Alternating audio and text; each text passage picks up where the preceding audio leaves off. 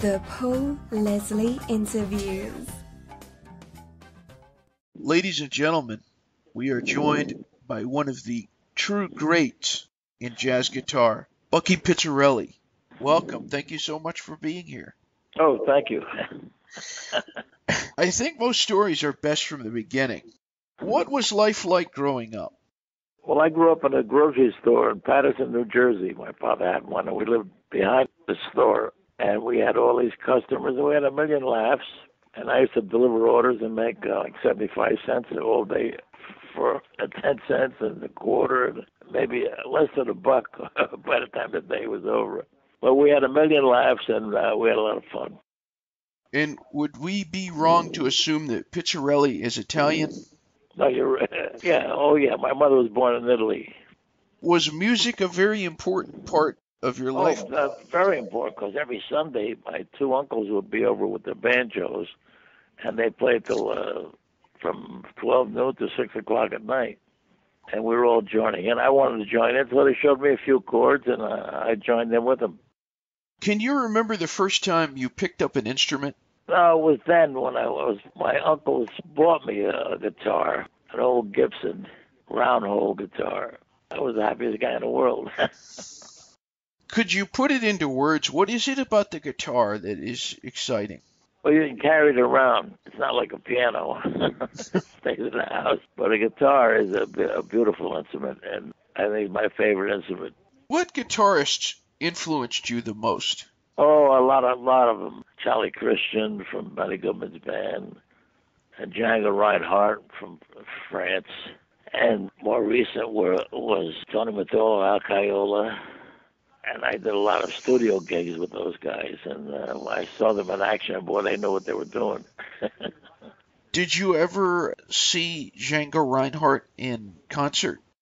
No, I never did. Never did. When I was in the service during the war. I was in World War II. I was in Europe, and I came very close to seeing him in Nancy, France, but it never happened. You know, we were going through too fast, and we were going back to the States. I did work with his partner, Stefan Grappelli. What is he like to work with? Oh, he was fabulous. Great violinist. And he played piano, and I understand he played saxophone and everything in the old days. Those guys knew what they were doing. They were all 100% music. They weren't about anything else but playing and playing. That's why it was so good. Tell us about the influence of Joe Mooney. Oh, Joe Mooney's my hero. My uncle played with him, and we used to listen to him on Sundays. We'd go down. When I was going to high school, we'd go down and drink Coca-Colas and listen to Joe Mooney Quartet.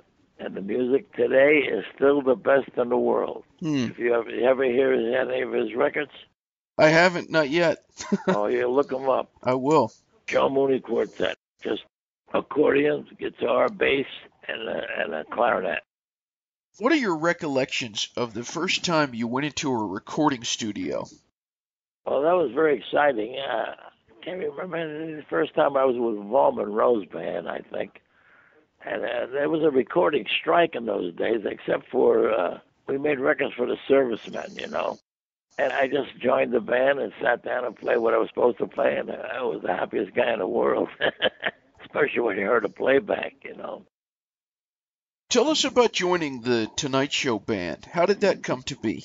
Well, I was doing a lot of recording dates, and they were rotten dates. They were like rock and roll dates. I wished to do something else, you know, and it just so happened that there was an opening at NBC, and I had already been on staff. I played the Kate Smith show earlier in my career. They asked me to join the show. You know, Skitch was the leader, Skitch Henderson, and I joined it, and it was great. You know why? It was a good band. They had all the best musicians that ever played in any band. Were all on that band. Clark Terry, Snooky Young, and Doc Severinsen.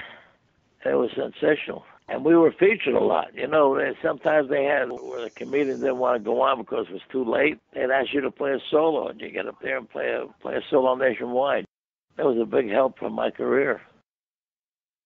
Were you always confident appearing in public? Is that something that you was just natural to you? Well, that's what it's all about. You know, you can make all the records you want. You can do 98 takes. When you play in person, you got to do it the first time, right? Do you think it's more important to be confident or more important to be humble when you're an artist? You have to have a lot of confidence in your playing, and you have to have both. I wanted to ask you about performing with Frank Sinatra. Oh, that was exciting. That I- was very nice, yeah. Well, the first time I was playing with George Shearing, and we opened for Sinatra at Carnegie Hall, and he played there for a month every day. That's pretty big. At the end of that gig, Frank was asked to play at the White House, and Tony Mottola was his guitar player, and the guest that night was the president of Italy. So Frank thought it would be a good idea to play something with two guitars. So they asked me to join Tony and play at the White House. And the other singer was Perry Como. So we spent 2 or 3 days and down there. It was unbelievable. Amazing. Now, are there any recordings that survive of you and Sinatra?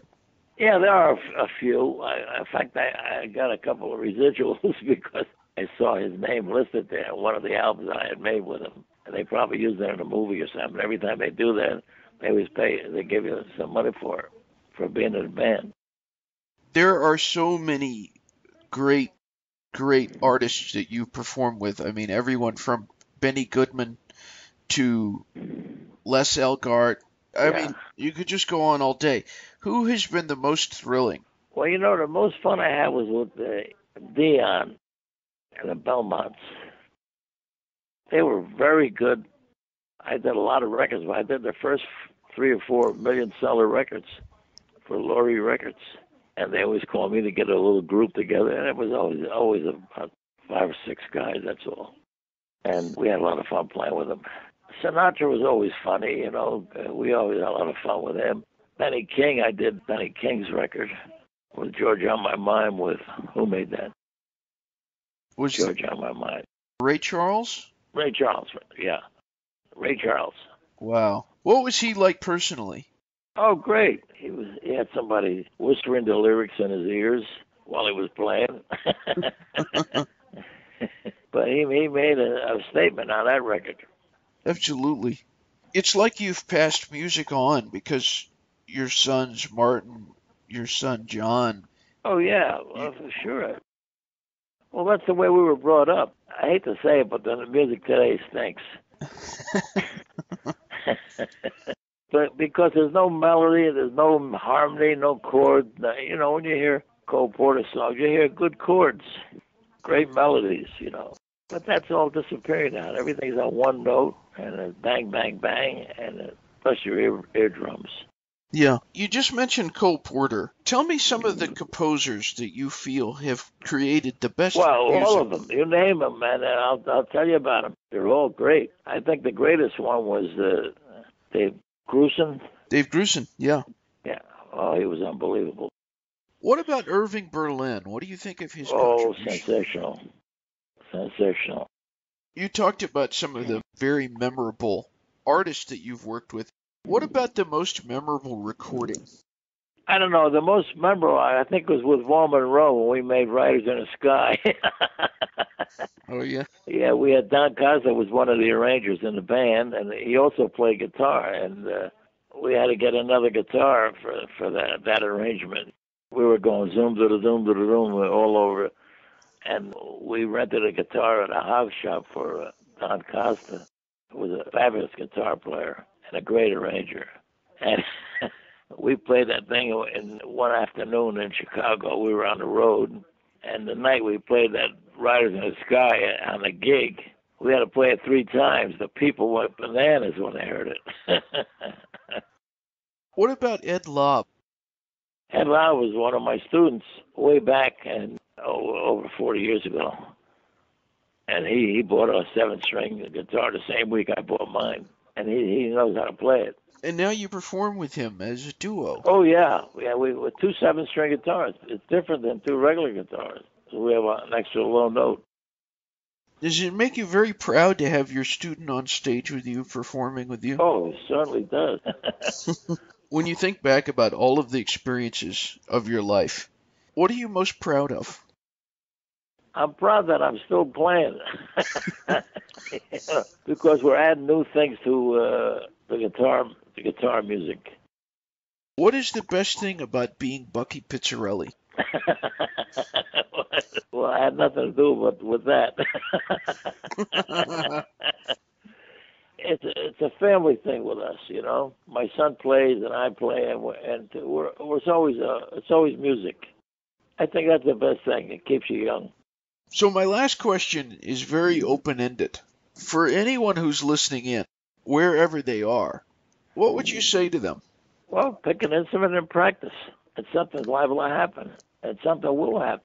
You know, you got to stay with it. You just can't play in high school and say, well, when you graduate, oh, I don't play it anymore.